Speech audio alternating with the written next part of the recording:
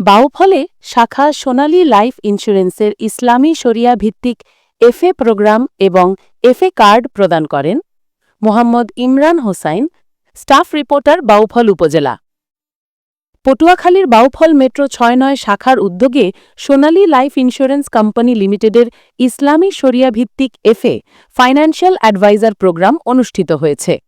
শনিবার ৭ ডিসেম্বর বাউফলে আয়োজিত এই অনুষ্ঠানে এফএদের প্রশিক্ষণ, করণীয় ও ভবিষ্যৎ পরিকল্পনা নিয়ে বিস্তারিত আলোচনা করা হয়।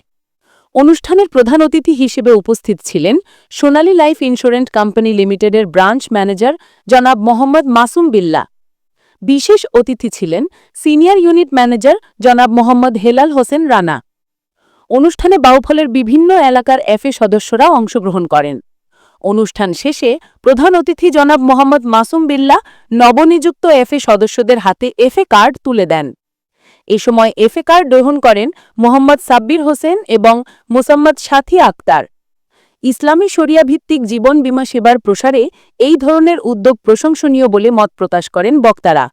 অনুষ্ঠানে অংশগ্রহণকারীরা ভবিষ্যতে আরও উন্নত ও গ্রাহক বান্ধব সেবা প্রদানের প্রত্যয় জানান।